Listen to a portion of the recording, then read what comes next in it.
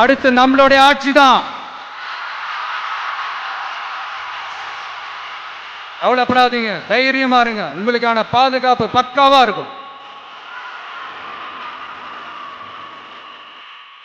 இப்படி இருக்கும்போது அடுத்ததும் நாங்க தான் அப்படின்னு சொல்லுவாங்க.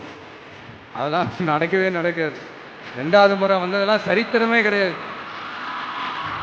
கண்டிப்பா நம்ம ஆட்சி தான் வரும். 2026 நம்ம ஆட்சி தான் வரும்.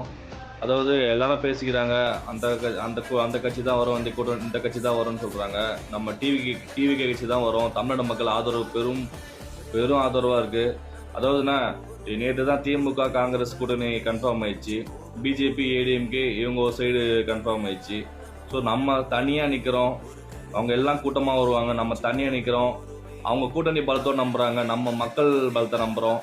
ஸோ மக்கள் நம்மளை ஏமாற்ற மாட்டாங்க.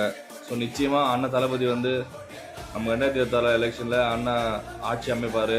நம்ம எல்லாரும் அண்ணன் சப்போர்ட்டாக இருக்கணும்.